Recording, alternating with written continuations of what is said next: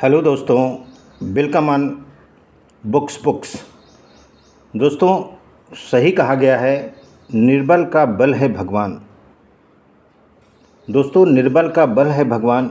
ये कहानी जो हम आपको सुनाने चल रहे हैं, इस बात की पुष्टि करती है कि जब आप आपात स्थिति में होते हैं, जब आप बेहद मजबूर और परेशान और कमज़ोर महसूस करते हैं और हृदय से ईश्वर को याद करते हैं, तो ईश्वर कैसे उपस्थित हो जाते हैं। दोस्तों मैं हूं अयोध्या से रवि प्रकाश। दोस्तों, शुरू करता हूं कहानी। एक टिटहरी ने समुद्र किनारे कुछ अंडे दिए अपने।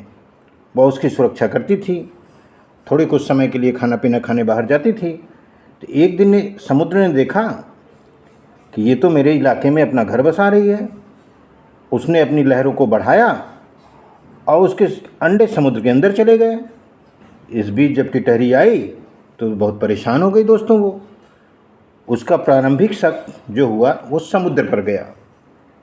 क्यों? क्योंकि वहाँ रेत पर पानी था, गीली थी रेत।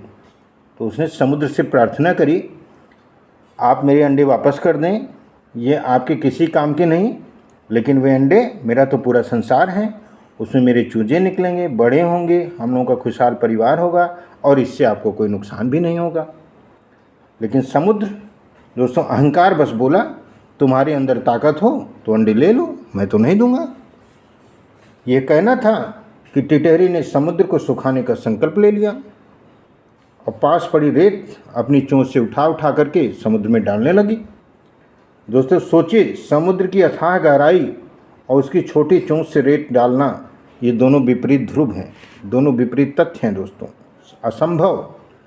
लेकिन ये हमें बिल्कुल वही दशरथ माझी वाला स्टोरी सामने आ जाते जब इस कहानी को हम सुनते हैं। दोस्तों, जिन्होंने एक छेनी और हथौड़े से पूरा पहाड़ ही काट डाला, और ये सब हम लोगों की आंखों के सामने हुआ। दोस्तों, दोस्तों कुछ समय बीता। समुद्र अट्टहास करता हुआ पुनः बोला, तुम लौट जाओ, तुम अपना प्राण मत गंवाओ। दोस्तों, कहते हैं कि जब दुर्बल कमज़ोर का उपहास नहीं उड़ाया जाता है, क्योंकि इनके साथ दोस्तों सदैव ईश्वर रहते हैं, सदैव ईश्वर विराजमान रहते हैं इनके साथ, ये उनकी ताकत बन के खड़े रहते हैं। दोस्तों, अगर ऐसा नहीं होता तो शायद इनका अस्तित्व ही नहीं बचता।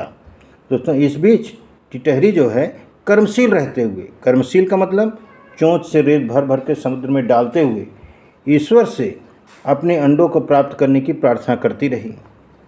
तो दोस्तों, टिटहरी की इस मेहनत व प्रार्थना पर एक बार समुद्र ने फिर अहंकार दिखाते हुए कहा कि ये जो भगवान भगवान कर रही हो, कहाँ है तुम्हारे भगवान। दोस्तों, ये भी दैनिक जीवन में कई बार सिद्ध हो चुका है कि ऐसा संभव ही नहीं है कि यदि ईश्वर को सच्चे हृदय से पुकारा जाए। दोस्तों, सच्चे हृदय से पुकारा जाने का मतलब होता है कि आपका हृदय पुकारने लगे, आपकी जगह आपका हृदय पुकारने लगे। तो ऐसे मौके पर भगवान उपस्थित ना हो, ऐसा एक भी उदाहरण नहीं है। दोस्तों, तो भगवान को टिटहरी की करुण पुकार पर पहुँचना ही था, तो वे पहुँचे महर्षि अगस्त्य के रूप में, महर्षि ऋषि अगस्त्य के रूप में। दोस्तों, महर्षि ऋषि अगस्त्य उसकी मेहनत से बहुत प्रभावित हुए और उससे पूरी बात समझी कि ऐसा। उन्होंने पूछा कि ऐसा क्यों कर रही हो। तो दोस्तों, वो समुद्र के ऊपर तुरंत बहुत क्रोधित हो गए और समुद्र को आदेश दिया कि तुरंत इसके अंडे वापस करो। लेकिन समुद्र का अहंकार, तो उसके आकार जैसा ही फैलाव, जैसा उसका फैलाव बड़ा था वैसे उसका अहंकार भी बड़ा था। दोस्तों, उसने मना कर दिया। वह ऋषि अगस्त्य की क्षमताओं से अपरिचित था, वो ऋषि अगस्त्य की क्षमताओं से अपरिचित था। दोस्तों, तो उसके अहंकार ने उसके विवेक को भी नष्ट कर दिया था।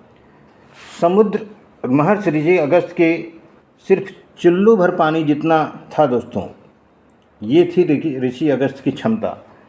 क्रोधित ऋषि अगस्त्य ने अपनी तप ऊर्जा से समुद्र को क्या किया, अपने हथेली में ले लिया और वो पीने लगे, समुद्र को ही पीने लगे।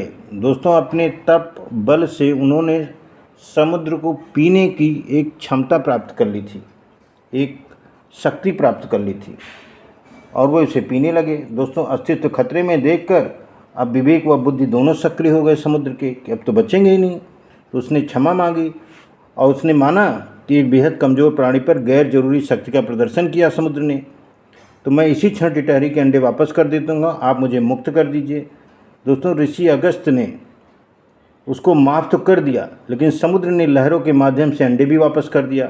तो दोस्तों, महर्षि ऋषि अगस्त्य के रूप में स्वयं ईश्वर ही तो पहुँचे वहाँ पर। ऐसे ही नहीं कहा गया है कि निर्बल का भल भगवान। दोस्तों, यकीन मानिए, अगर आपके हृदय ने पुकारा है तो ईश्वर तुरंत पहुँचेंगे। ये कहानी इस बात का प्रमाण है दोस्तों। थैंक यू दोस्तों।